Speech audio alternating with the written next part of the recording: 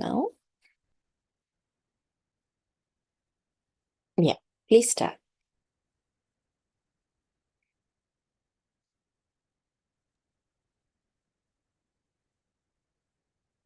Everyone. And thank you, Shavana ji. Am I audible? Yes, you are. See, today's topic is all about gut. Before starting the topic, I'd like to share some common facts. These days, the learning and the awareness has become very easy through these digital platforms. But one fact is that in regards to health, whenever we see or go through any such content or video or maybe any message related to health, sometimes we find it very attractive, very impressive, but we don't know how to use that. And any moment when it comes where we need some, knowledge or some kind of help, we forget those all content and those all videos which we saw in our past. So it has become very tough these days to which knowledge is relevant, which knowledge is not relevant, which knowledge is useful, which knowledge is not useful. One thing I say, कि ज्ञान की Ganga these days सुबह से शाम तक बहती है. And when we get up in the morning, we just open the mobile phone.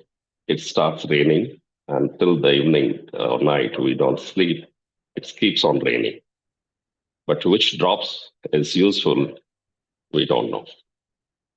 Because every human body is different. Something is maybe useful to us, maybe effective, something may not be. So in Ayurveda, one thing it is said that, and now Government of India has also started, just try to know your Prakriti. Prakriti means nature of your body, because everybody is born with the different Prakriti. And based on that Prakriti, he or she should consider the diet, the lifestyle, and the other things. Because one thing which suits somebody, that may not suit another person. And because in health, it has been seen that all people follow the whatever said by the healthy person, but we don't know what kind of prakriti I have, whether that diet or that knowledge will suits me or not. So here the personalization comes into the picture. So I consider and I advise strongly, first try to know your prakriti. Even the topic which we'll cover today, gut. Gut also gut health is also depends on prakriti. There are three kind of prakritis, vata, pitta, or kapha. Everybody is born is with one prakriti, and he or she remains whole life with that prakriti. And second thing is vikriti, and the vikriti means imbalance. Whenever we get that prakriti or that dosha get disturbed, that becomes the vikriti, and that creates the diseases. So if, for example, then the second question comes in, how to know the prakriti of somebody? There are some signs, and other than that, the person can go to a Ayurveda physician personally, just try to know the prakriti, what prakriti I have, what prakriti my children have, what prakriti my family member has. So based on that prakriti, a household should decide their diets, decide their lifestyle, decide the other factors related to health. Just few signs I would like to tell everybody. Well, first is the vata nature. If somebody is, the multiple thoughts are coming and the sleep is not that good, and the person is very fast, the decision making is fast, and sometimes we have the pain and joints, the hair and some other places, and skin is dry. That person is having the vata nature. So skin, if we consider and if we make the skin our parameters, if your skin is dry, then the probability of vata nature. If the skin is rough, Then person having the pitta nature, skin is rough, somehow you get angry very very fast, and you have acidic nature, acidity is there. Then definitely, and you get the hungry again and again. So that means you have the pitta nature. And if your skin is smooth, you have the tendency to gain the weight. And you are lazy by nature. That means you have the kapha nature. I tell everyone, whenever we buy a car, we know from since day one that this car is run by the diesel, petrol, electricity, or the gas. And we always put the same fuel whole life till we own that car. Same, our body has the nature. If we know what kind of prakriti I have, so it becomes easy what to feed as far as diet concern, what to feed it, and what kind of the other lifestyle factors will suits me. So if we know this much, the keeping the health intact becomes very easy, very easy. So this the prakriti prikshana is the first thing and the foremost thing, because as far as the Ayurveda philosophy, see, I practice Ayurveda and the other natural things. So, an Ayurveda has the all possible answer to the health, not but for the person who is feeling and suffering from a disease, even for the person who is not having any disease and want to stay healthy whole life. So for that, Ayurveda is the only potential, the answer. Now let's come to the points, which is the gut health. I think. See, gut. The word gut we used to heard in our daily life. My gut feeling, my gut, and these days it is the lot of products are in the market for the gut health. So gut is our second brain. Technically, we have the two brains. One is the CNS, central nervous system, which is there in our head and spine, and second is the ENS, enteric nervous system. After our brain, the maximum sensors or neurons lies in our gut. And there's a strong connection between ENS and CNS. Central nervous system and एंट्रिक nervous system के बीच में बहुत strong connection है.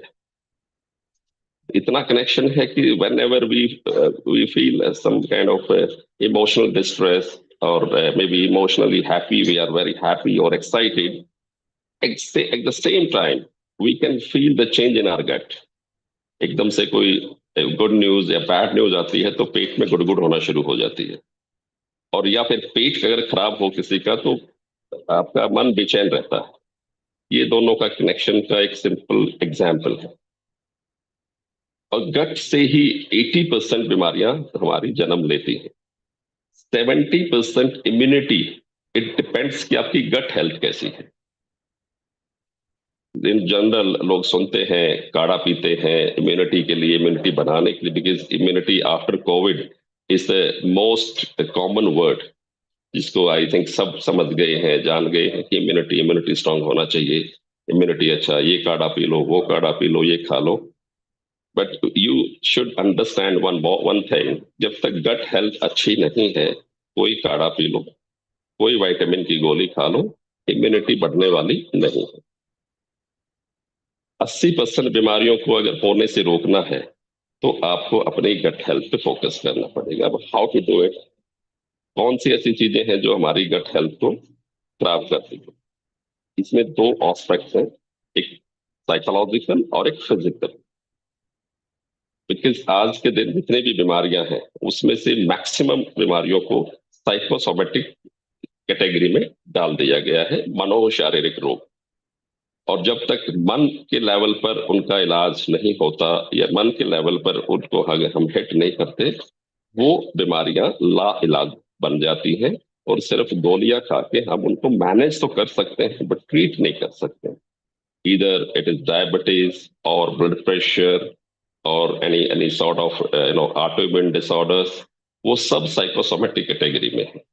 ऐसे ही जब हम gut health की बात करते हैं उसके ऊपर भी साइकोसोमेटिक, साइको मीन्स मानसिक, सोमेटिक मीन्स फिजिकल, शारीरिक।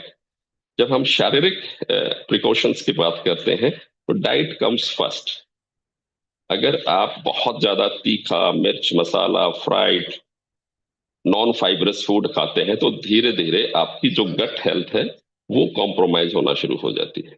कॉन्स्टिपेशन रहना, फाइन, डिहाइड्रेशन रहना, या किसी भी तरह के बहुत ज्यादा कार्बोनेटेड ड्रिंक्स का इस्तेमाल करना, बहुत ज्यादा शुगरी ड्रिंक्स का इस्तेमाल करना, बहुत ज्यादा प्रिजर्वेटिव वाला खाना खाना, इन सब की वजह से धीरे धीरे हमारी गट हेल्थ कॉम्प्रोमाइज, बिकॉज हमारी गट हेल्थ को मेंटेन करने के लिए जो फ्लोरा है, फ्लोरा मीन्स बहुत सारे बेनिफिशियल बैक्टीरियाज हमारी गट में होते हैं। वो बैक्टीरियाज हमारे फूड को तो प्रोसेस करते ही करते हैं, इसके अलावा बहुत सारी जो हमारी अ, जो लाइफ सेविंग एनर्जी है, जिससे कि हमारी लाइफ मैनिफेस्ट होती है, हमारी सेलुलर हेल्थ के लिए जो इंपॉर्टेंट चीजें हैं वो हमारी गट में ही डेवलप होती है। और गट से जो मैसेज जाता है हमारी पूरी बॉडी में वो ट्रेवल करता है, जिसको अगर हम लेमैन की लैंग्वेज में या आयुर्वेद की लैंग्वेज में जब हम बात करते हैं तो कि हमारे शरीर की सारी नाड़ियां, 72,000 नाड़ियां, 72,000 नर्व्स कनेक्ट्स विद आवर गट। और जब वहां पर कोई भी चीज गलत होती है तो भी उसका इम्पैक्ट पूरे शरीर में जाता है, और अगर वहां कोई चीज ठीक होती है तो भी उसका इम्पैक्ट पूरे शरीर में जाता है। सो नंबर वन, कॉन्स्टिपेशन को any how we should avoid. Natural तरीके हैं, फाइबरस फूड लें, थोड़ी सी एक्सरसाइज करें, मूवमेंट्स थोड़ा सा अब शरीर को करें, और प्रॉपर वाटर इनटेक रखें, तो gut health constipation point of view से ठीक होती है। उसके बाद जो गुड बैक्टीरियाज होते हैं, आज तब बहुत सारे मार्केटिंग प्रोडक्ट्स बाजार में हैं जो कहते हैं गट को टारगेट करके या गुड बैक्टीरियल हेल्थ को टारगेट करके बेचे जाते हैं। बट नेचुरली बहुत सी चीजें हमारे घर में भी अवेलेबल होती हैं, अगर हम उनको यूज करें। एक प्रोडक्ट है विच इज वर्ल्ड्स रिनाउंड, और उसके ऊपर बहुत सारे रिसर्च हुए हैं, विच इज कैफिर। कैफिर एक तरह से दही के जैसा ही एक प्रोडक्ट होता है, बाजार में मिल जाता है। कैफिर को एक बार अगर हम घर में ले आए तो उसको हम घर में बना सकते हैं, बढ़ा सकते हैं। जैसे दूध में डाल दिया, जैसे दही जमाते हैं, काइंड ऑफ दैट, वो उसी तरह का प्रोसेस होता है। जब दूध में डालते हैं तो उसमें जो गुड बैक्टीरियाज होते हैं वो बढ़ना शुरू हो जाते हैं। वो दूध के जो लैक्टोज को खाते हैं, lactose is their diet, lactose को खा करके जो है मल्टीप्लाई होते हैं। अगर हम एक बार कैफीन को थोड़ा सा भी मिल जाए तो हम उसको हर रोज बना करके सुबह खाली पेट या दिन में किसी वक्त आधा कप अगर रोज पी लें तो बहुत सारी बीमारियां जो है वो आप कंट्रोल कर सकते हैं, प्रिवेंट कर सकते हैं। और जैसे ही आपकी गट हेल्थ अच्छी होगी, सबसे पहला इम्पैक्ट आपकी स्किन पे आएगा, आपके एनर्जी लेवल पे आएगा। आपकी स्किन अच्छी हो जाएगी, आपका एनर्जी लेवल बढ़ जाएगा। So this is the important of our gut. Now जो सेकंड चैलेंज है वो साइकोलॉजिकल। आजकल कुछ बीमारियां, फॉर एग्जांपल जो गट और माइंड दोनों से रिलेटेड है, वो बहुत कॉमन हो गई है।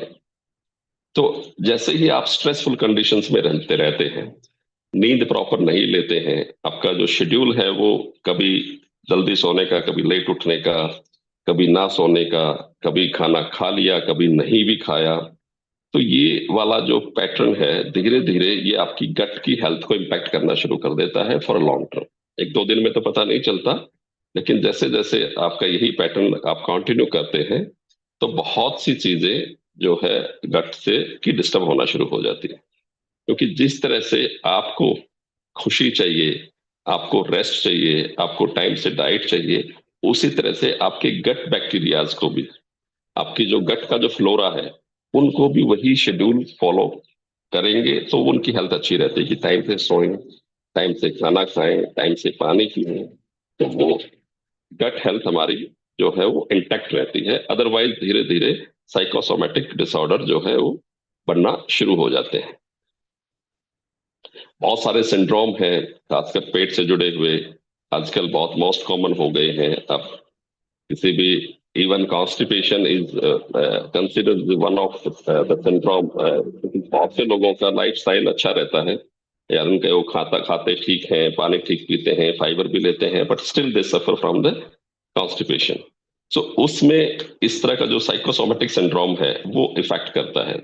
साइकोसोमेटिक सिंड्रोम में there is a three kind of syndrome, जिसमें एक में कॉन्स्टिपेशन हो जाता है, एक में बार बार मोशन, खासकर जैसे ही कोई प्रेशर पड़ता है, जैसे ही किसी तरह का कोई सोशल साइकोलॉजिकल किसी भी तरह का कोई प्रेशर पड़ता है तो हमारा जो है पेट खराब हो जाता है।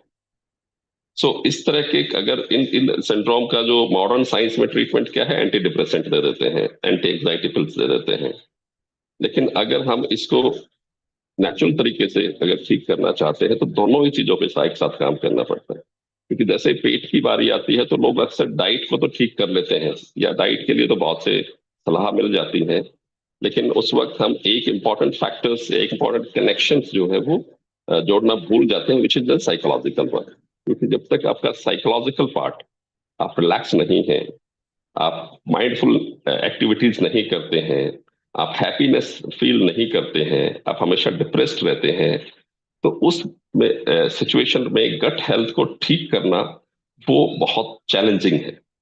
और गट को हमारा सेकंड ब्रेन क्यों कहते हैं? देखिए सम टाइम कहते हैं कि ठीक है, पता है हमें भी कि उदास नहीं होना चाहिए, बिकॉज बाय चॉइस कोई उदास नहीं होता, बाय चॉइस कोई डिस्ट्रेस यू नो डिप्रेस नहीं होता, बाय चॉइस कोई एंग्जाइटी नहीं पालना चाहता। बट उसका एक रिवर्स इम्पैक्ट जब हम ट्रीटमेंट की बात करते हैं, कि अगर आप अपनी गट पे काम करना शुरू करें, गट अच्छी होगी तो आपको डेफिनेटली साइकोलॉजिकल लेवल पे भी बेनिफिट मिलेगा। आपका स्ट्रेस कम होगा, डोपामाइन बढ़ेगा, जो जितने भी स्ट्रेस हार्मोन्स हैं, कॉर्टिसोल एंड ऑल, उनका रिलीज कम होगा। बॉडी उनको जो है ज्यादा सीक्रेट नहीं होने देगी। डोपामाइन को अगर हम बनाएगी तो कॉर्टिसोल को जो है उसको उसके सिक्रेशन को रोकेगा।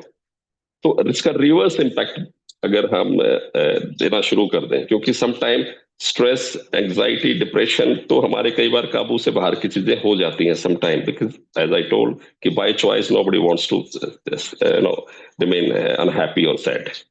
बट अगर हम गट से उसका ट्रीटमेंट करना शुरू करें, जैसे कि मैंने अभी थोड़ी देर पहले बताया कि कैफीन एंड ऑल, अगर उन चीजों को देखिए, यहाँ पर बहुत सारी थेरेपीज भी हैं गट से related.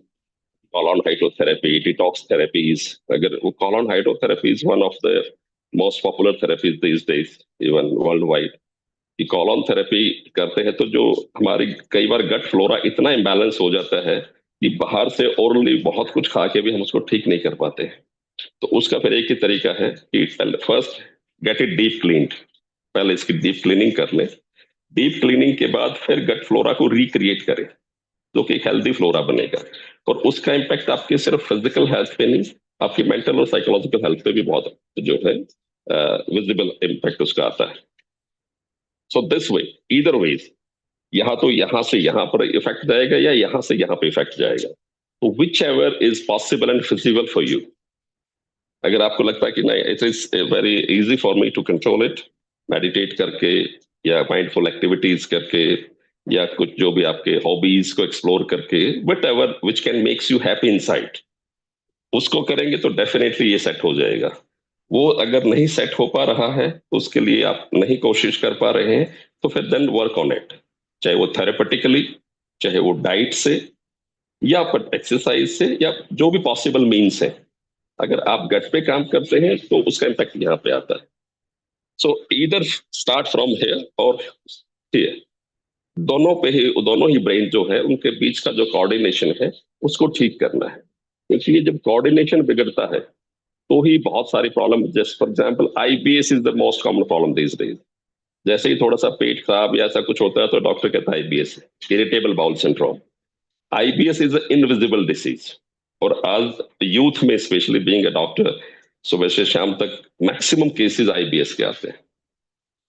IBS, there are three type of IBS: IBS-C, IBS-D, IBS-M. IBS-C means IBS जिसको में कॉन्स्टिपेशन हो जाता है। IBS-D में जिसमें डायरिया होता है, बार बार 8-10 बार मोशन जाना पड़ता है दिन में, थोड़ा सा प्रेशर पड़ा नहीं, मोशन के लिए भागना पड़ता है, घर से बाहर जाना तो पहले टॉयलेट जाएंगे, या कोई और टारगेट कुछ हुआ, कुछ किसी ने कुछ प्रेशर डाल दिया तो toilet. IBS-C, IBS-M is the mixed, कभी कॉन्स्टिपेशन हो गया, कभी मोशन बार बार आना शुरू हो गए। तो जो इस तरह के जो बाउल सिंड्रोम्स है वो सिर्फ यहीं तक सीमित नहीं रहते, धीरे धीरे फिर ये आईबीडी में कन्वर्ट हो जाते हैं।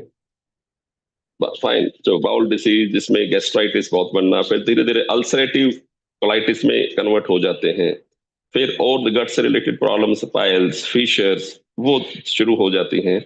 बहुत से लोगों को ये, जिनका लाइफस्टाइल बहुत अच्छा है, जो कुछ खाते पीते भी नहीं बाहर का, लाइफस्टाइल मीन्स विजिबल वन, अंदर क्या चल रहा है किसी को कुछ नहीं पता, मेरे अंदर क्या चल रहा है नो बडी नोस, बाहर बिकॉज वी कैन जस्ट जज द थिंग्स बाहर से देख के।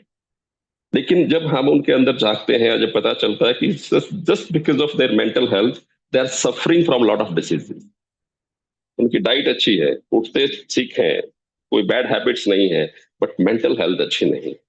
एंड ये ब्रेन जब डिस्टर्ब होता है तो इमिडिएटली ये ब्रेन डिस्टर्ब होना शुरू हो जाता है। जैसे I told you, this is the second brain. इन दोनों के बीच का अगर कोऑर्डिनेशन बिगड़ गया एक बार, तो इसको दोबारा से ट्रैक पे लाने के लिए आपको दोनों तरफ से ही कोशिश करनी पड़ेगी, साइकोलॉजिकल लेवल पे भी एंड फिजिकल लेवल पे भी। So this is the importance of our gut health. I think Shabana ji, if we have some questions, so I think that will be much better to interact with the people and to answer their relevant queries or maybe the relevant problems. Is there any options with us to interact or Yes. take a question? Yes. So does anyone has any question? Yes, I could ask if you Yeah. want to make it more Ye- interactive, Yes. Shabana ma'am. Mhm. Well, I would like to ask if you are not hungry, then means then why to simply eat because it's the time to eat, you know? If you are hungry and the body is requiring, then yes. But if your body doesn't feel like eating, then if you can go on a fast, so is it okay? Yeah, let me tell you. There's two conditions. Condition one, when your metabolism is disturbed. And when your metabolism disturbs, then your body requirements gets very variable. Sometimes it requires, sometimes you feel hungry, sometimes don't feel hungry. So at that time, we just suggest the people, please maintain your meal time to get your metabolism on track. So eat something, maybe not the proper meal, maybe fruits, maybe a light things, so that your body can get a message. Yes, the schedule is on the way, and so that metabolism. See, when these days this dietary imbalances. Sometimes people eat in the morning, they hungry, they stay hungry whole day. Sometimes they take their breakfast at lunchtime, and sometimes they skip their dinner. So this variable diet schedules gives a negative message to our body, and our the body starts saving the energy. Fine, because for the emergency things, and this is called the metabolism imbalance or the slow metabolism. So if this condition is there, then we strongly advise to maintain the meal time. The second situation is sometime situation. Okay, sometime I don't feel hungry. It's okay, don't eat. Have water, have liquid thing, that's fine. But if this condition is coming again and again on every second day, sometime I don't feel to have dinner, sometime I don't feel to have a lunch, sometime I don't feel hungry in the morning. So this is the metabolism issue. So better to maintain your meal time. Take something, it may be fruits, it may be a light meal, anything. So it's important to have something. Just don't Yes, well, become completely. And when there yes, is a it is fast, important. and when there is some kind of a religious fast, when we don't eat anything and we eat only in the night or something like that, you know. Yes, whenever you're fasting, fasting is a very good thing because in Ayurveda and naturopathy, it is one of the most important things to detoxify. But one mistake people makes, fasting and starvation, two different things. You have to decide either you are starving or you are fasting. If you are fasting, that's very good thing. Fasting means, but whenever fasting means, from my perspective, fasting is the cleansing, and for cleansing you need a lot of liquid. if you keep on taking water, maybe soups, or maybe if the soup or maybe salt is not allowed in your religious fasting, take plain water, but with the regular interval. That's a fasting. But what people does, they just take tea, they just take something else. They don't take water whole day, and they literally starve. So this starvation is negative. So we need to know the ways to fast. Fasting is technically it's very good things for the body. Yes. So even the intermediate fasting of 16 hours, that's also healthy, considered okay? Yes. One thing I would like to tell you about intermittent fasting, we should not continue it for a long time. If you are going to do it, better do it in the spells. Maybe for 15 days, you do it in a way, one way. Another 15 days, you just take your regular meal. Then again, you can have it. But for a longer time, if you'll do it, again, I told you some metabolism issues arises. But for short-term intermittent fasting, there's no issue. For 2 weeks, 3 weeks maximum, there's no issue with that. Okay. Thanks.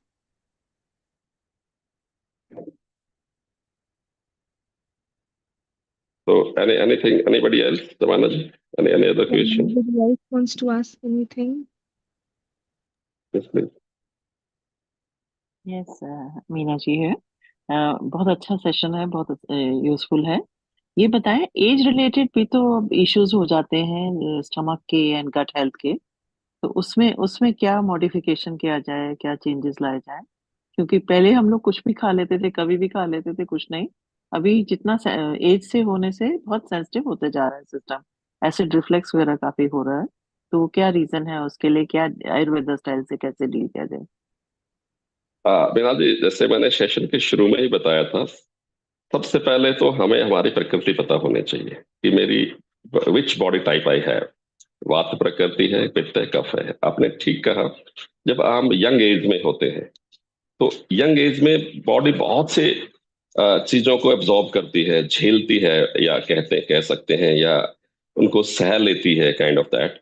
लेकिन जैसे जैसे ageing होती है, तो body की अपनी internal strength week होती चली जाती है, which is the natural process.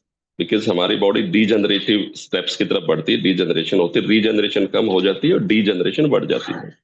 तो उस वक्त जो हमारे जो दोष हैं, जो आयुर्वेद की दृष्टि में दोषाज कहते हैं, बात, वो दोष अगर पर्टिकुलरली हम उनके अगेंस्ट अपनी हमारी लाइफस्टाइल रही है, तो उसके सिम्टम्स आना शुरू हो जाते हैं। तो सबसे पहले अगर आप अपना उस बॉडी का टाइप समझ लें, वात है कि पित्त है, कफ है, तो बहुत आसान हो जाता है किसी को सजेस्ट करना कि आपको किस तरह का लाइफस्टाइल, किस तरह की डाइट मॉडिफिकेशन आपको करनी है, इवन किस तरह की एक्सरसाइज भी आपको सूट करेंगी। फॉर एग्जाम्पल, जो वात कैटेगरी के लोग हैं, वात प्रकृति के लोग हैं, उनके लिए बहुत ज्यादा रनिंग, बहुत ज्यादा चल चल दौड़ना भागना अलाउड नहीं होता। कहते हैं कि उनसे आपकी प्रॉब्लम बढ़ेंगी घटने के बजाय।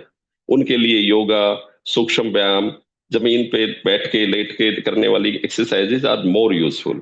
जो कफ प्रकृति के लोग, हम कहते हैं भागो दौड़ो, be on your foot, be on your foot, आपको नहीं रुकना, नहीं है जमीन के से दूर रहना है, बिकॉज आपकी बॉडी वैसे ही हैवी जो है एलिमेंट से भरी हुई है।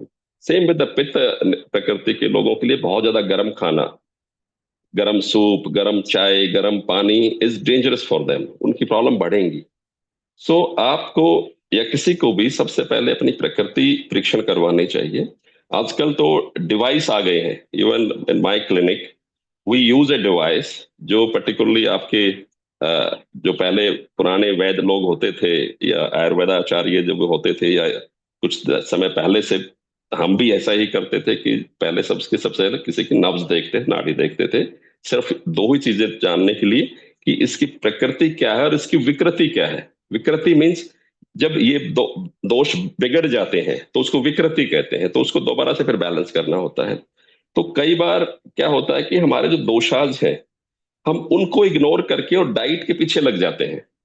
जैसे अभी कहा आपने कि पहले सब कुछ खा लेते थे, और अब थोड़ा सा चीजें इश्यू रहते हैं, कभी एसिडिटी बन गई, कभी कॉन्स्टिपेशन हो गया, कभी पेट फूल गया, कभी ब्लोटिंग हो गई, काइंड ऑफ दैट। तो अगर हम अपने शरीर की टाइप जान लें, और उसके हिसाब से बिहेव करना शुरू कर दें तो बिल्लियों में 99% प्रॉब्लम्स को हम अवॉइड कर सकते हैं, irrespective of any age, doesn't matter. So ये मेरे टेक्निकली तो सजेशन ये है कि सबसे पहले आप अपना प्रकृति परीक्षण करवा लें, और उसके बाद फिर आपको पता चल जाएगी, वो जो मैंने अभी बताया कि हम एक प्रकृति परीक्षण करते हैं एक डिवाइस से, वो आपकी 10 से 12 पेज की पूरी लाइफस्टाइल की हिस्ट्री निकाल देता है, कि इवन एक एक फूड स्टफ मार्क कर देता है कि आपको ये चीज सूट करेगी, ये चीज सूट नहीं करेगी, ये एक्सरसाइज आपको सूट करेगी, ये नहीं करेगी। अगर आपको कोई चीज कंबाइन करके खानी भी है तो ये कॉम्बिनेशन आपके लिए बेस्ट है और ये कॉम्बिनेशन आपके लिए ठीक नहीं है, एंड मैनी मोर थिंग्स। तो वो चीजें समझना जानना जरूरी है। तो उसके बाद चीजें बहुत आसान हो जाती हैं। अगर आप एक जेनरिक टिप्स की अगर हम बात करें तो जेनरिक टिप्स में यही है, जैसे जैसे उम्र बढ़ती है डाइजेस्टिव सिस्टम स्लो हो जाता है, बहुत सारा खाना एक साथ पचाना शरीर के लिए मुश्किल हो जाता है, तो स्मॉल मील लें, चाहे मल्टीपल टाइम ले लें, भूख से आधा खाएं, और चाहे हम 4-6 घंटे के गैप की बजाय 4 घंटे के बाद कुछ और खा लें, दैट इज ओके। तो कम खाएंगे, बहुत ज्यादा लिक्विड इनटेक डाइट के साथ पानी ना लें, खाने के साथ बहुत सारा लिक्विड ना लें, चाहे वो पानी हो, चाहे वो जूस भी हो, चाहे वो सूप हो। लिक्विड इनटेक थोड़ा सा खाने के साथ कम करें, आधा घंटा पहले आधा घंटा बाद, बिकॉज एक एज के बाद हमारा हमारा जो शरीर हो डाइजेस्टिव एंजाइम्स को बनाना, पित्त को बनाना थोड़ा कम कर देता है, जिसकी वजह से डाइजेस्टिव सिस्टम जो फायर है वो वीक पड़ जाती है। तो अगर और उसमें से पानी डाल देंगे, उसको डाइल्यूट कर देंगे, तो वो और स्लो हो जाएगी। तो ये दो टिप्स जेनरिक हैं, जैसे जैसे उम्र बढ़ती है स्मॉल मील्स लें, चाहे मल्टीपल टाइम लें, लिक्विड इनटेक खाने के साथ कम करें। सो उससे काफी हद तक प्रॉब्लम सॉल्व हो सकती हैं डाइजेस्टिव सिस्टम से संबंधित। और आयुर्वेदा की में कुछ चीजें हैं, फॉर एग्जांपल अगर मैं एक आयुर्वेदा में मेडिसिन तो हम उनको नहीं कहते, चित्रकादि वटी एक जेनरिक चीज है, किसी भी केमिस्ट से या आयुर्वेदा स्टोर से या ऑनलाइन भी मिल जाएगी। तो 10-15 दिन का कोर्स बीच बीच में चित्रकादि वटी का करते रहेंगे, डाइजेस्टिव सिस्टम को इम्प्रूव कर देती है। तीसरा, खासकर जो रिफाइंड का जो जहां अगर आप यूज करते हैं तो स्टॉप दैट, हल्का सा 5 ग्राम 7 ग्राम घी का, 10 ग्राम तक इट्स ओके, 10 ग्राम घी, क्योंकि घी आयुर्वेद की दृष्टि में कहते हैं डाइजेस्टिव फोर्स को या डाइजेस्टिव फायर को, उस अग्नि को जलाने के लिए घी इज इंपॉर्टेंट। अगर आपकी पित्त नेचर है तो तेल को अवॉइड करें, oil is not good for the पित्त नेचर। पित्त के लिए घी इज ओके, घी शमन करता है, दबाता है पित्त को, और तेल बढ़ाता है। तो ये कुछ बेसिक चीजें हैं, लेकिन अगर आपकी प्रकृति मुझे पता होती तो मैं आपको पर्सनलाइज एडवाइस कर सकता हूं, लेकिन अभी मुझे आपकी प्रकृति नहीं पता। तो मैं आपको एक जनरल जो एडवाइस में यही है, small meal, avoid liquid with your food. Third one, take Chitrakadi Vati, and the fourth one, try to know your prakriti. बहुत अच्छा, thank you so much, thank you, I appreciate. पर अभी ये जो शोधित हरड़ है, चूर्ण है, ये सब चीजें हैं, नुकसान तो नहीं करती हैं जैसे हरड़ वगैरह बहुत बोली बहुत जाती है? बहुत ज्यादा ना लें, जब तक आपको किसी, कई बार जैसे मैंने शुरू में बताया था, देखा देखी, एक तो जो हेल्थ में आजकल एक ट्रेंड आ गया है कि मैं ये खाता हूँ, मुझे या मैं खाती हूँ, मुझे बहुत अच्छा लगता है, दूसरा आदमी भी फिर वही खाना शुरू करता है। कई बार अगर आप दोनों की जो बॉडी टाइप अलग है तो हो सकता है किसी को वो नुकसान करना शुरू कर दे जो किसी एक को फायदा कर रहा है। तो generally for example Triphala is normal, generic Triphala हर कोई ले सकता है। त्रिफला शोधन भी करता है, डाइजेस्टिव सिस्टम को भी बढ़ाता है, आपकी स्किन हेल्थ के लिए भी अच्छा है, और नॉन हैबिट फॉर्मिंग है, उसकी कोई हैबिट नहीं लगती है, क्योंकि उसमें कोई भी ऐसा है। त्रिफला इज गुड, वो सबके लिए सूटेबल है। त्रिफला को लेने का बट तरीका थोड़ा सा लोगों को चेंज करना चाहिए, चाहिए एडवाइस कि त्रिफला को भिगो के लें। फॉर एग्जाम्पल रात को त्रिफला आपने लेना है तो सुबह भिगो दें उसको, 1 गिलास आधा गिलास पानी में। अगर सर्दी में आप ले रहे हैं तो आधा गिलास पानी में 1 चम्मच त्रिफला भिगो के रख दें। रात को सोने से पहले उसमें थोड़ा सा गर्म पानी ऐड करके उसको मिक्स करके उसको पी लें। अगर सुबह लेना है तो रात को भिगो के रख लें और सुबह उठ के पी लें। त्रिफला को लेने का बेस्ट तरीका यही है। किसी भी दूसरे चूर्ण को भी अगर आप लेते हैं आयुर्वेदा में, जो जनरल चूर्ण है, फॉर एग्जाम्पल हिंगवास्टक है, जो जिनको लोगों को थोड़ा ब्लोटिंग ज्यादा होती है, गैस बनती है, फॉर देम हिंगवास्टक इज गुड, वो आप ले सकते हैं। उसको खाने के आधे घंटे बाद आप ले सकते हैं। जिन लोगों को बर्पिंग बहुत ज्यादा होती है, डकारें बहुत ज्यादा आती हैं, उनके लिए एविपत्ति कर चूर्ण इज गुड। तो ये जनरल सी प्रोडक्ट्स हैं, इसमें कोई नुकसान नहीं है, कोई हैबिट फॉर्मिंग नहीं है, कोई हैवी एलिमेंट इनके अंदर नहीं है। जैसा मैंने आपके लिए चित्रकादी वटी बताया, चित्रकादी वटी मीन्स दैट्स टैबलेट फॉर्म। वो डाइजेस्टिव सिस्टम को बढ़ाने के लिए अच्छा, लेकिन उसको लंबे टाइम तक हमें नहीं लेना है, क्योंकि अगर आपकी ऑलरेडी एसिडिक प्रकृति है तो वो एसिडिक प्रवृत्ति को बढ़ा देती है। शॉर्ट टर्म में इट इज गुड, वो आपके डाइजेस्टिव सिस्टम को इम्प्रूव करेगी, जिसकी वजह से आपको गैस बनना नेचुरली कम। गैस बनती ही तब है जब फूड डाइजेस्ट होना बंद हो जाता है या डाइजेस्टिव सिस्टम स्लो हो जाता है।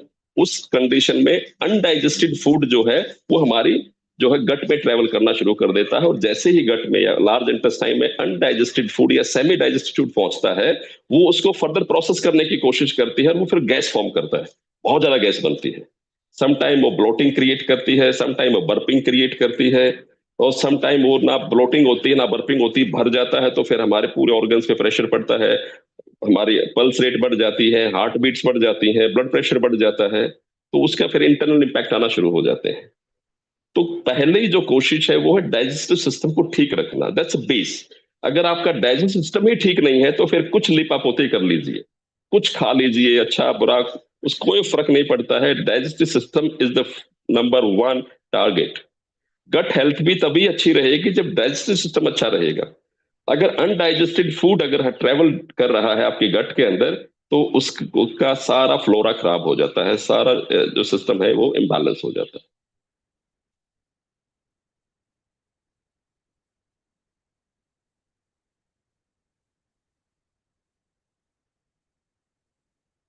तो Any anybody? suggestion for improved digestive system?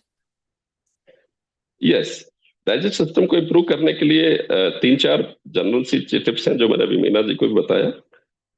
खाना थोड़ा सा अपनी भूख से कम खाएं, बहुत ज्यादा ना भरें इसको, क्योंकि किसी भी चीज को चर्निंग करने के लिए थोड़ा सा स्पेस अगर रहेगा तो बेटर चर्निंग होगा। कई बार हम स्वाद में या भूख की वजह से बहुत ज्यादा ओवर ईटिंग कर लेते हैं, उसकी वजह से भी जो चर्निंग है वो प्रॉपर नहीं हो पाती है। दूसरा, लिक्विड इनटेक, जैसे मैंने बताया कि खाने के आधे घंटे पहले, आधे घंटे अगर आपको प्यास लगी है खाने के टाइम पे, तो पहले आप पानी पिए, आधा घंटा एटलीस्ट वेट करें, फिर खाना खाएं। क्योंकि प्यास लगी है, अगर आप मेरी एडवाइस मान के सोचे डॉक्टर साहब ने मना किया था, प्यास लगी है और फिर खाना खाएंगे तो भी प्रॉब्लम है। पहले पानी पिए, वेट करें, फिर खाना खाएं।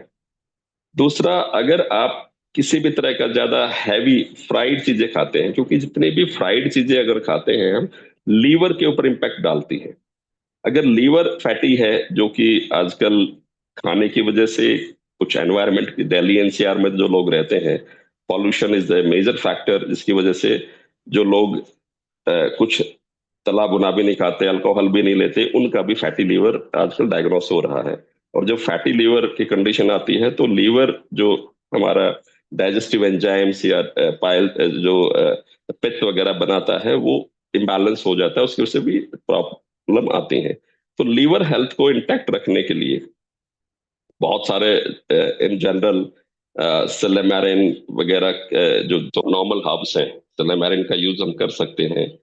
थोड़ा सा नॉन फैटी डाइट पे हम कुछ दिन के लिए अपने आप को रख सकते हैं। लिक्विड प्रॉपर हम रखें, डिटॉक्सिफाई करें। लीवर अगर ठीक है तो डाइजेस्ट सिस्टम ठीक है। दूसरा, अगर हम आयुर्वेद की हेल्प लेना चाहते हैं तो चित्रकादी वटी, रसोनादी वटी, ये दो टैबलेट्स हैं जो can be useful for everyone. तो अब जनरल मिल जाती है, ऑनलाइन भी मिल जाती है, ऑफलाइन भी मिल जाती है, बहुत जनरल है, कोई साइड इफेक्ट्स नहीं होते, कुछ नहीं है, बहुत जेनरिक हर्बल चीजें हैं, यू कैन नोट डाउन। आप ये नाम लिख चित्रकादी कर दे वटी, दीजिएगा, भूल जाएंगे प्लीज, इसका नाम लिख कर दे दीजिएगा उसमें अपने चैट में, okay. so that we will not forget. And by which company? See, it's better to take Sandu, Bhuth Papeshwar, Nagarjuna, Kerala Ayurveda. You can go for हाँ, all जो any easily of these. Available है आप उसका बताइएगा जहाँ पर भी। सारी इजिली अवेलेबल है। चित्रकादी वाटी चित्रकादी एंड वाटी। रसोना, मैंने चैट में लिख दिया है, ये रसोनादी वाटी। अच्छा, ये कैसे लेना होता है? ये 2-2 गोली सुबह शाम खाना खाने के बाद। तो ये हेल्प क्या चीज में करता है? ये डाइजेस्टिव सिस्टम को ठीक करेगा। अगर आपको खाना खाने के बाद हैवीनेस रहता है, हाँ। फुलनेस लगती है, ब्लोटिंग होती है, तो ये उन सब चीजों को आपको एरेडिकेट कर देगा। डाइजेस्टिव फायर को बढ़ा देगा। खाना अगर डाइजेस्ट अच्छी तरह से होना लग जाएगा तो सबसे पहले तो आपको खाना खाने के बाद की होने वाली हैवीनेस होना बंद हो जाएगी। पेट में गैस बनती है, ब्लोट होता है, वो नहीं होगा। तो इट हेल्प्स इन ऑलवेज। अच्छा, ये बताइए हमको, जैसे यहाँ के आयुर्वेदिक डॉक्टर ने हमको पित्त शेखर रस दिया था, पित्त शेखर यस। रस, वो हाँ, सेम है क्या चित्रकादी और ये सब के साथ? वैसे सेम है? नहीं, चित्रकादी का और रसोनादी का इम्पैक्ट डिफरेंट। पित्त शेखर रस उन्हीं को देते हैं जिनका एसिडिटी जिनकी बड़ी होती है या सीने में जलन होती है। अगर सीने में जलन नहीं हो रही है आपको, हाँ। फाइन, तो पित्त शेखर रस का कोई यूज नहीं है। अगर सीने में जलन है तो आप पित्त शेखर रस के साथ रसोनादी वटी ले सकते हैं। चित्रकादी वटी को आप अवॉइड कर सकते हैं। अच्छा, ठीक है। और पित्त शेखर रस तो बोलते खाने के पहले ले ना?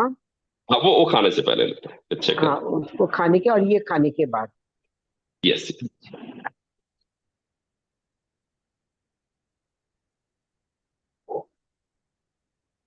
और अच्छा, हम एक और क्वेश्चन पूछना, just let me just think about it. एक आया था क्वेश्चन, ध्यान से करिए।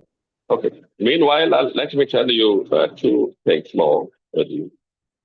आजकल जो मोस्ट कॉमन डेफिशिएंसीज हैं, which is vitamin D and B12. Out of 10, there's 8 people are there जिनका अगर टेस्ट करवाते हैं तो इनमें दोनों में से कोई एक या फिर दोनों ही डेफिशिएंसीज मिलते हैं। और समटाइम हम अपनी डेफिशिएंसीज को एड्रेस करने की बजाय हम सीधा ट्रीटमेंट वाले ऑप्शन पे जंप अप कर जाते हैं। खासकर विटामिन डी की कमी है तो थकान ज्यादा रहना, हार्ट बीट इम्बैलेंस होना, पैरों में दर्द रहना, फाइन स्ट्रेसफुल कंडीशंस ज्यादा क्रिएट होना बिना किसी रीजन के भी, स्लीप क्वालिटी जो है वो रिड्यूस हो जाना, ये सारे विटामिन डी की डेफिशिएंसी के सिम्टम्स हैं। अब इसमें लोग करते क्या है, विटामिन डी का चेक नहीं करवाना, नहीं सीधा या तो पेन किलर खाना शुरू कर दिया, बॉडी पेन्स अगर हो रहे हैं, थकान हो रही है, या फिर हार्ट बीट प्लस माइनस है तो सीधा कार्डियक इश्यूज को कंसिडर करके हम उसकी तरफ ट्रीटमेंट की तरफ चले जाते हैं। तो I advise everyone, please get your vitamin D and B12 tested. अगर इनकी डेफिशिएंसीज हैं तो प्लीज एड्रेस दैट। डेफिशिएंसीज बहुत ज्यादा है, फॉर एग्जांपल विटामिन डी बहुत कम आ गया है, तो better to go for injection. अब इनका एक 6 लाख यूनिट्स का इंजेक्शन लगता है with the gap of 20 days, 2-3 injection लगवा लें। डेफिशिएंसी अगर माइल्ड है, बहुत ज्यादा नहीं है, तो then you can go for the weekly dose of 60K international unit. 60,000 international unit का डोजेज आती हैं जो वीकली लेना होता है। Since vitamin D is fat soluble vitamin, इसलिए इसको दूध के साथ या किसी फैटी एलिमेंट के साथ, या तो रोटी अगर आप खा रहे हैं, खाना खा रहे हैं, तो खाने के बीच में उसको ले लें so that it can absorb well. और अगर B12 की डेफिशिएंसी की वजह से पैरों में जलन होना, मेमोरी वीक होना, फाइन स्ट्रेसफुल अगेन कंडीशंस होना, वो विटामिन B12 की डेफिशिएंसी के मोस्ट कॉमन सिम्टम्स हैं। तो उसमें भी अगेन बहुत सारे प्रोडक्ट्स मार्केट्स में अवेलेबल हैं विटामिन डी के लिए, सॉरी B12 के लिए। तो B12 का तो डेली डोज एडवाइस होती है फॉर 30 days एटलीस्ट। तो 30 दिन का लिए उसका कंसिडर करें। जब गट हेल्थ हमारी कॉम्प्रोमाइज होती है तो B12 की डेफिशिएंसी बहुत जल्दी होती है। प्रॉपर जिनका गट हेल्थ अच्छा है, B12 की डेफिशिएंसी कभी नहीं होती है। लेकिन जब क्योंकि गट के अंदर ही B12 हमारा स्टोर भी होता है, बनता भी है। जब गट हेल्थ डिस्टर्ब हो जाती है तो B12 हमारे नर्वस सिस्टम के लिए बहुत इंपॉर्टेंट है। B12 की डेफिशिएंसी की वजह से हमारा पूरा नर्वस सिस्टम जो है कॉम्प्रोमाइज होना शुरू हो जाता है। बॉडी के आपस में जो बॉडी का इंटरनल कम्युनिकेशन समझ लो बिगड़ जाता है। तो ये दो चीजों को आप जरूर कंसिडर करें। इन दोनों चीजों का जो टेस्ट, नॉर्मल ब्लड टेस्ट होते हैं, 3-6 महीने में, 6-8 महीने में करवाते रहें। और जिस तरह की डेफिशिएंसीज होती हैं उसके अकॉर्डिंगली आप मेजर्स ले सकते हैं। एक ये पूछना था, कई बार जैसे लिवर, फैटी लिवर की लिव 52 दे देते डॉक्टर साहब, तो ये लेना चाहिए क्या रेगुलर में? क्योंकि आजकल जब भी देखो fatty liver and indigestion problem रहता है। How do you, what do you suggest about live 52? जैसे मैंने हिमालय का खरीदा था, मैं तो 10 दिन खाई फिर छोड़ दी, परंतु I just want to know कि क्या उसका इफेक्ट है एंड कितना दिन खाना चाहिए। See, मेरा जो पर्सपेक्टिव है, मैं हर चीज को 3 तरीके से एड्रेस करने का एडवाइस करता हूँ। Medicine comes in last form.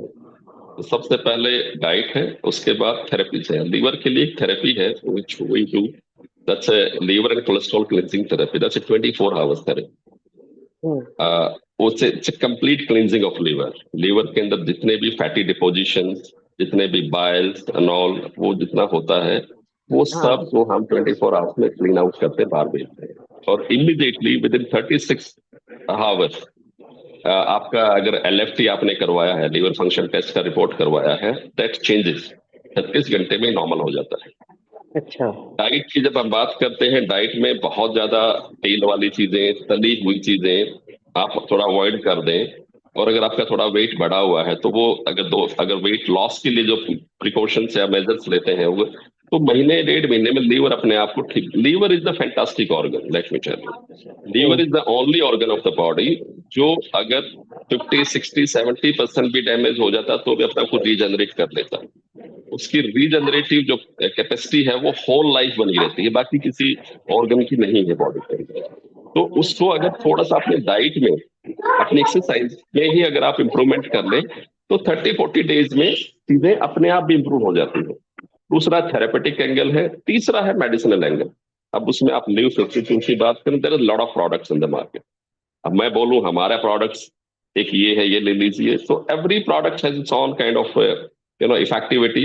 अब वो लीव 52 बहुत से लोगों को सूट नहीं भी करता है, वो अगेन डिपेंड्स। मैं इसमें लीव 52 अच्छा है या बुरा है की बात नहीं है, आपकी सूटेबिलिटी क्या है। If it suits you, take it. If it doesn't suits you, don't take it. But product है, स्टैंडर्डाइज प्रोडक्ट्स है, ऐसा कोई ग्रे मार्केट का प्रोडक्ट नहीं है, तो प्रोडक्ट में कोई रिस्क नहीं है, you can take it. But सिर्फ डिपेंडेंसी प्रोडक्ट पे हो जाना है, किसी दवाई पे हो जाना है कि ठीक है मैं तो सब कुछ, खाना पीना भी ऐसा ही है, तला हुआ भी खाना है, बाजार का भी खाना है, नमक भी ज्यादा खाना है, चीनी भी ज्यादा खानी है, और फिर लिव 52 ले लूंगा या ले लूंगी तो सब कुछ ठीक हो जाएगा, वो नहीं। It's not that powerful. तो तो तीन ये चीजें हैं लिवर के। डिटॉक्सिफाई जो आप बता रहे हैं, आपने जो वर्ड बताया डिटॉक्सिफाई का 24 आवर्स में, एक ब्रीफिंग बता दीजिए कि सो दैट वी आर, मैंने कुछ ना कुछ तो हम लोग भी करते रहते हैं कि जैसे अभी दिवाली था, तो अब तो from today I myself is going on a detoxifying diet.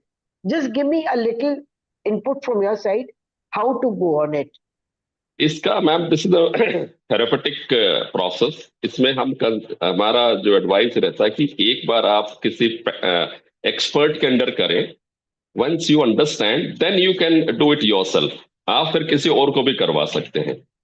आप में से कोई एक को ट्रेनिंग लेना चाहे, can come to me, I can train. But इसको ओवर द फोन इंस्ट्रक्शन लेके आप करना चाहेंगे तो that can be a risk, क्योंकि सम टाइम डायरिया हो सकता है थोड़ा सा, बिकॉज एक प्रोसेस है, प्रॉपर साइंटिफिक टेक्निकल प्रोसेस है। इसमें हम जो करते हैं, सुबह 10 बजे ब्रेकफास्ट आपको कर लेना है लास्ट में। जस्ट एक सिंपल ब्रीफ बता रहा हूँ, बट इस ब्रीफ को सुन के आप करने ना चले जाए। सुबह 10 बजे तक ब्रेकफास्ट करवा लेते हैं। 10 बजे से 5 बजे के बीच में सिर्फ fruits and water intake allow करते हैं। 5 बजे हम उनको अपने जगह पे, जहां पर भी, या तो अपने हॉस्पिटल सेंटर या कहीं पर कोई कैंप कर रहा है तो वहां पे इसको बुलाते हैं। इसमें 6 बजे, 8 बजे और 10 बजे 3 ओरल डोज दी जाती है।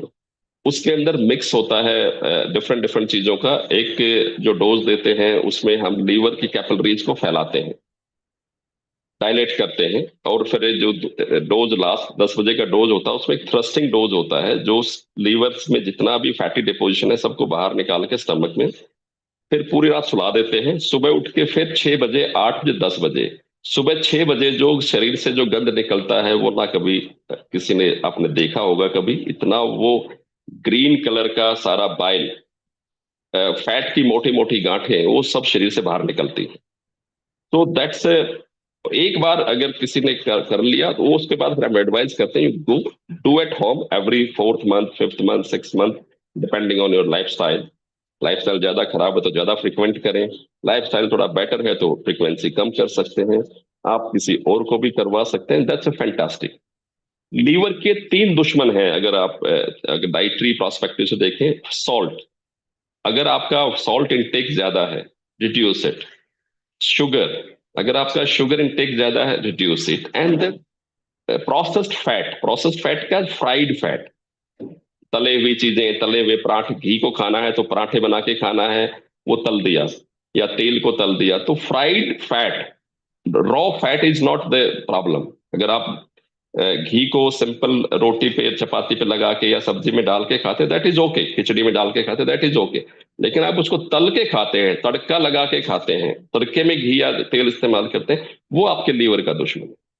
तो अगर ये 3 चीजें आप अपनी कम कर लें, या जो चीजें इसमें से, शुगर को बिल्कुल खत्म किया जा सकता है, सॉल्ट इट इज ओके, वो आपकी सब्जी में डलता है, ऊपर से सॉल्ट डालना, सब सलाद में सॉल्ट डालना, फ्रूट्स में सॉल्ट डालना, या जो ऊपर का जो इंटेक है उसको अगर हटा लें तो कुछ दिनों के बाद आपका लीवर अपने आप को नॉर्मल कर लेता है। और एक चीज पूछ रहा था कि जैसे अगर हम खिचड़ी, जैसे आज से सोचे थे वन टाइम खिचड़ी और रात को दलिया खाने का, तो खिचड़ी अगर खाते तो ऊपर से थोड़ा सा घी डालकर खा सकते हैं क्या, थोड़ा यस, खिचड़ी यस, के? घी डाल के ही खाना चाहिए, लेकिन वो खिचड़ी बनने के बाद, बनते हुए नहीं हाँ, डालना है। जब खिचड़ी बन गया फिर उसमें घी डाल के खाइए। थोड़ा सा जीरा का उसमें तड़का डाल करके ऊपर में डाल दे तो अच्छा रहेगा। हाँ, तड़का पहले लगा लीजिए, घी तो लास्ट में डालिए। ओ, अच्छा, ठीक, ठीक, thank you. I wanted to ask, how do you understand your body type, which you had Uh, mentioned? there are the 3 ways of knowing it. You go to a Ayurveda physician, he will tell you, number one. Number two, there are the devices these days. वो devices आपकी body पे लग के this tells you everything. Number three, noticing your symptoms. आप अपने symptoms के accordingly you can find out what kind of prakriti I have. Symptoms में I told you, first take skin. If your skin is dry, then probably you have vata nature. But skin is not the only factor, but skin is a primary factor. If your skin is dry, you have the vata nature. If your skin is rough, you have the pitta nature. If your skin is smooth, you have the kapha nature. Symptoms number one. Symptoms number two. If you're overthinking, you have the tendency of overthinking, then you have the vata nature. If your sleep is not that sound, you have the vata nature. And second, for the vata, one more symptom: if you have the body pains here and there, sometime here, sometime there, sometime back, sometime knee, it's hurting. So these all symptoms belongs to the vata nature. And the pitta, your skin is rough. You have the tendency of acidity. You get hungry and you can't tolerate it. If you get whenever you're hungry, you can't tolerate it. Then probably you have the pitta nature.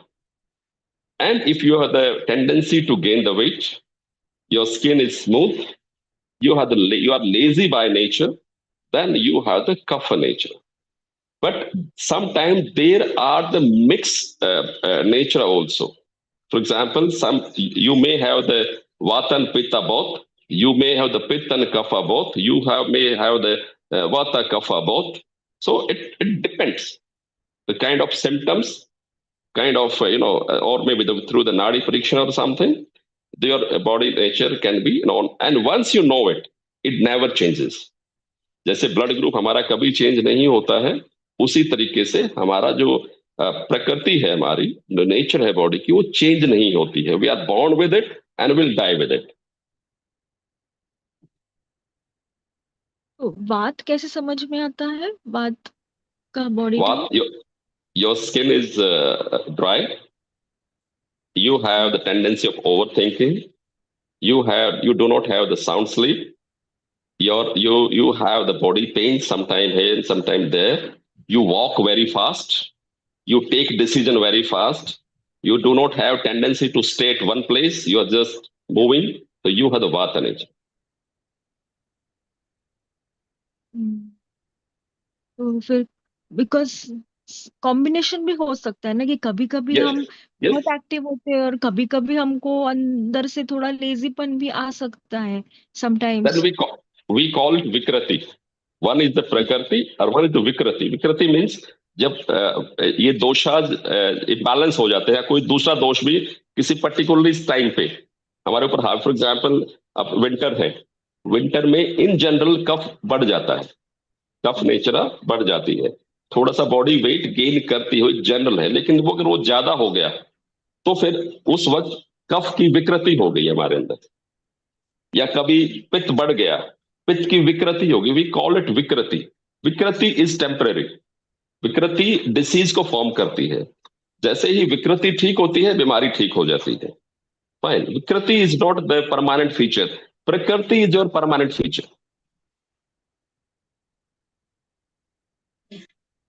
तो अगर वात के आदमी को अगर means अगर sound sleep चाहिए, उसे वात के लोगों को साउंड स्लीप नहीं आती, तो when what they should do then to get the sound sleep, because it's the body type is like that, then what can they do, Yes, if it for can be done.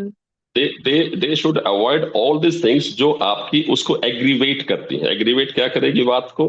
आप dry ज्यादा खाना, आप rice ज्यादा खाते हैं, भिंडी अरबी गोभी ज्यादा खाते हैं, या आप राजमा छोले चावल ज्यादा खाते हैं, तो आपकी वात बढ़ेगी. ऑलरेडी आपकी नेचर वात की है, उस वक्त आपकी वात और बढ़ जाएगी. आप रनिंग बहुत कर रहे हैं, बहुत फास्ट वॉक कर रहे हैं, आप अपनी वात का बढ़ा रहे हैं. तो अगर ये आप ये सारा वात इंड्यूसिंग फूड अगर आप ले रहे हैं या वात इंड्यूसिंग एक्टिविटीज कर रहे हैं, तो जो आपकी ऑलरेडी प्रकृति है और वो और बढ़ गई है, तो फिर आपकी स्लीप और ज्यादा डिस्टर्ब होगी. फाइन. तो आपकी जो प्रकृति के जितने भी फीचर्स हैं, स्किन और ज्यादा ड्राई हो जाएगी, बॉडी के पेन्स और ज्यादा बढ़ जाएंगे, ओवर थिंकिंग और ज्यादा होना शुरू हो जाएगी. तो उस वक्त क्या कहा, एडवाइस किया जाता है कि आप अपनी प्रकृति के हिसाब से डाइट चूज कीजिए. आपको ड्राई डाइट खानी ही नहीं है. आपको या तो थोड़ा सा घी के साथ, या आपको पानी वाली जो है डाइट ज्यादा लेनी है. आपको योगा ज्यादा सूट करेगा, आपको वॉक रनिंग ट्रेडमिल वाली एक्सरसाइज सूट नहीं करेंगी. आप अनुलोम विलोम प्राणायाम कीजिए, आपको मेडिटेशन ज्यादा सूट करेगा. जमीन पे लेटने की वाली एक्सरसाइज ज्यादा कीजिए, नंगे पैर जो है पार्क में या जमीन पे चलिए, that will suits you more. खाली पेट मत रहिए. वात वात वाले लोगों को फास्टिंग ज्यादा सूट नहीं करती है, खाली पेट रहना उनको सूट नहीं करता है.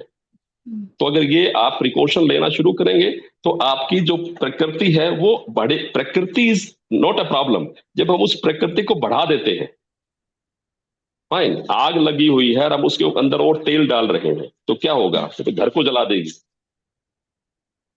तो उसमें तेल नहीं डालना. फॉर एग्जाम्पल उस प्रकृति को बढ़ाना, जब बढ़ जाएगी तो विकृति और फिर वो वही चीजें आपको डिसीज मैनिफेस्टेशन होना शुरू हो जाएगी. see I am able to remain hungry for a long time, so फिर ऐसा देखा जाए तो फिर बात नहीं होगा जो पहले लगा, नहीं नहीं बट नहीं नहीं नहीं, वो I पित्त am पित्त able वालों का to, प्रॉब्लम है. पित्त वाले भूखे, वात वाले भूखे रह सकते हैं, हाँ पित्त तो वाले फिर भूखे नहीं रह सकते. वात वात वालों को खाली पेट रहना नहीं चाहिए. दैट्स नहीं एडवाइस. अच्छा वो रह सकते हैं लेकिन रहना नहीं चाहिए. अच्छा they should eat something. Even eating नहीं तो दे शुड ड्रिंक समथिंग. पानी पीजिए. खाली पेट रहेंगे तो वात को जगह मिलेगी बढ़ने की, बनने की.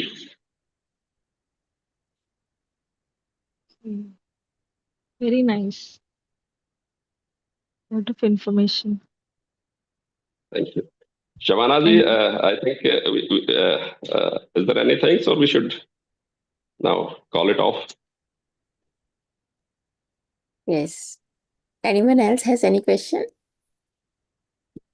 or want to say something? I think अभी और question नहीं है. So we all have Okay, asked a Shavana lot ji. of questions. Thank you so much, Dr. Kumar. आपको It's आप really लोगों को कभी प्रकृति परीक्षण अपना करवाना है तो yes.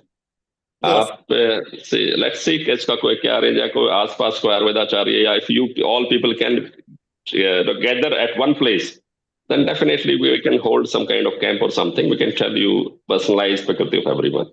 that facility we can extend for you. That would be wonderful. And we will definitely try to arrange that so that we all can get our Prakriti checked. Yes, yes. That's important because अब तो government of India ने भी Ayush department started it. Every Indian must know their prakriti. Yes. Hmm. Yes, that's very important. इस ये body type जो है ये medicine में नहीं आता, ये सिर्फ आयुर्वेदा में आता है, and this is actually our culture, India yes. Culture. We should get to know this. हम इंडियंस को आयुर्वेदा ही सूट करता था, आयुर्वेदा ही सूट करता है और आयुर्वेदा ही सूट करेगा. See, we have to accept this truth maybe today or tomorrow, but we have to accept it. Because हमारा जो यहाँ डेमोग्राफी है ये इतना वेरिएबल है. इस वेरिएबिलिटी के साथ हमारा कोई एक लाइफस्टाइल हमें सूट कर ही नहीं सकता. बिकॉज आप if you go to Europe और मे बी वहां पर ज्यादा वेरिएशंस नहीं है. They have the static kind of atmosphere, everything is there. But हमारे यहाँ पे तो हर दूसरे महीने तो अलग मौसम है. Every second month is a different kind of weather we have. Fine. So यहाँ आयुर्वेदा, इसीलिए पर्टिकुलर आयुर्वेदा में हर चीज को बहुत माइन्यूटली डिफाइंड किया गया कि आपकी प्रकृति किस मौसम में क्या, किस कंडीशंस में क्या, डे में क्या, नाइट में क्या, हर चीज को इतना डिटेल में बताया गया. बट वो हमने ओवर द कन्वीनियंस, हमें लगता है कि ड्रॉर खोला, एक गोली खा ली, it is very convenient, why to get into this mess.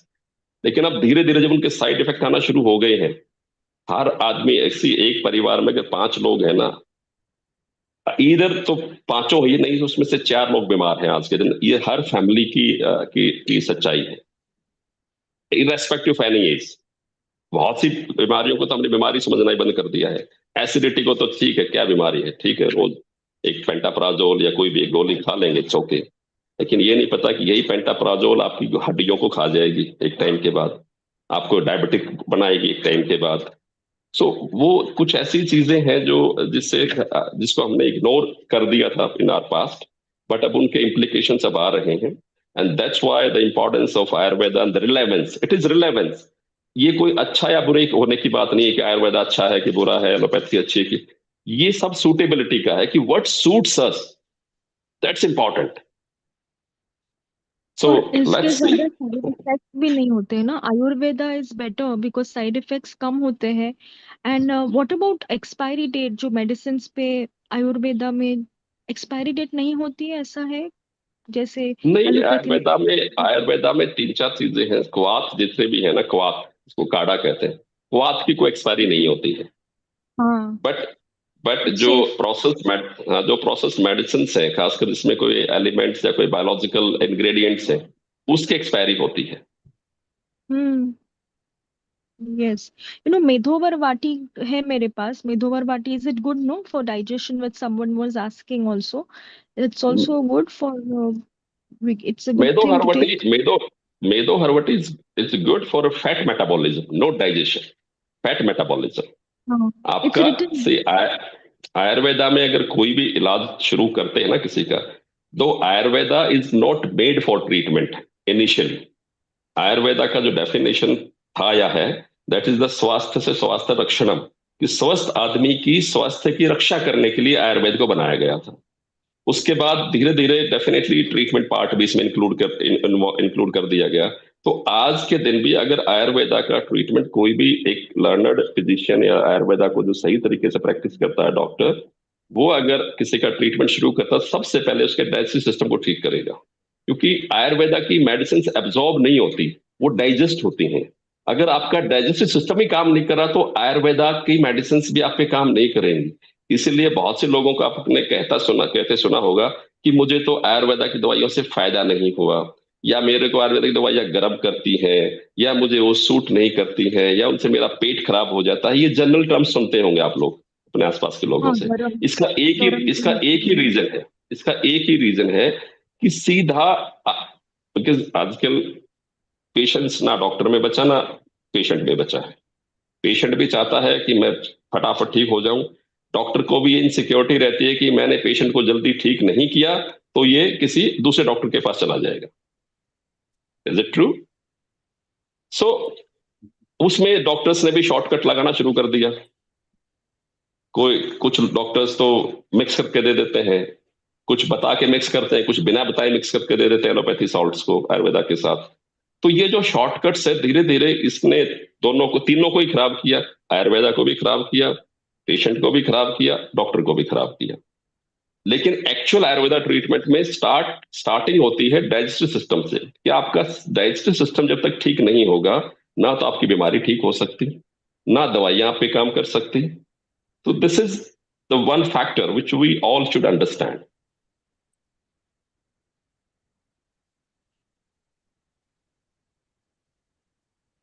Yes, yes. Sir ये भी तो होता है कि क्या साइकोलॉजिकल फैक्टर्स हो रहे हैं, क्योंकि कोई किसी की फैमिली डायनेमिक्स, रिलेशनशिप के कोई इश्यूज हैं, इन लॉज के इश्यूज हैं, फाइनेंशियल स्ट्रेस है, वर्क रिलेटेड स्ट्रेस है, तो ये सारी चीजें भी तो इम्पैक्ट करती हैं मोर देन अपना डाइट भी कोई ठीक कर ले, पर बाकी तो जो बाहर आउटसाइड फैक्टर्स दिखना है। मैंने तो शुरू में ही बताया था कि साइकोसोमेटिक जो फैक्टर्स हैं उनको इग्नोर नहीं किया जा सकता, जो मनो शारीरिक। और आयुर्वेदा शारीरिक नहीं है सिर्फ, आयुर्वेदा तो मन से ही शुरू होता है। कि मन के लेवल पे काम करो, शरीर के लेवल पे काम करो, चेतना के लेवल पे काम करें। डेफिनेटली जब तक आपके ये बाहर के फैक्टर्स थी, दो चीजें हैं। आप कंप्यूटर इस्तेमाल करते हैं, आपका कंप्यूटर ऑनलाइन रहता है, ऑनलाइन ढेर सारे वायरसेस का हमेशा थ्रेट रहता है कि कोई भी वायरस आकर के हमारे सिस्टम को जो है वो करप्ट कर सकता है, हमारी फाइल्स को डिस्ट्रॉय कर सकता है। तो हम क्या करते हैं एज ए प्रिकॉशंस, हम अपने कंप्यूटर सिस्टम में एंटीवायरस डाल के रखते हैं, ताकि कोई वायरस आ भी जाए तो वो मेरे सिस्टम को इम्पैक्ट ना कर पाए। हमारे ह्यूमन बॉडी भी उसी तरीके है। एक्सटर्नल फैक्टर्स तो हमारे कंट्रोल में नहीं है, लेकिन वो एक्सटर्नल फैक्टर्स हमारे ऊपर इम्पैक्ट कम से कम करें, उसके लिए हम अपने मन को और अपने शरीर को तैयार कर सकते हैं। वो एक तरह का एंटीवायरस हम इंस्टॉल कर सकते हैं। वो एंटीवायरस क्या है? वो योग में मेडिटेशन करना, माइंडफुल एक्टिविटीज करना, अपने चेतना के लेवल पे काम करना, अपनी सेल्फ के अंडरस्टैंडिंग को सेल्फ के साथ प्रॉपर करना। हम खुद को तो समझते नहीं है और चाहते हैं सारी दुनिया हमें समझ जाए। ये हमारे जो इम्प्रैक्टिकल जो विशेष हैं वो हमें ज्यादा दुखी करती हैं। तो अगर आप उस लेवल पे अगर हम काम कर लें, अपने अंदर का एंटीवायरस अगर दुरुस्त कर लें, तो ये चीजें होती तो है, होंगी भी, लेकिन इनका इम्पैक्ट कम आएगा। लेकिन जब आपके सिस्टम में एंटीवायरस ही नहीं है, तो एक छोटा सा वायरस भी आपके सारे फाइल्स को खराब कर सकता है। सेम ह्यूमन बॉडी के साथ है। आपके अंदर टॉलरेंस है नहीं, एंटीवायरस हमारे अंदर है नहीं, तो हमारा तो छोटे से छोटा फैक्टर्स आएगा, चाहे वो फाइनेंशियल हो, चाहे वो रिलेशनशिप का हो, चाहे पड़ोसी का हो, चाहे जॉब में बॉस ने कुछ लाइन बोल दी तो बस वही खटकती रहती है, पूरा दिन दिमाग में डिस्टर्ब रखता है, सब कुछ नींद उड़ जाती है। तो ये सारी चीजें होती ही तब है जब हमारी सेल्फ टॉलरेंस जो है वो बहुत वीक हो जाती है, हमारा सेल्फ डिफेंस बहुत वीक हो जाता है।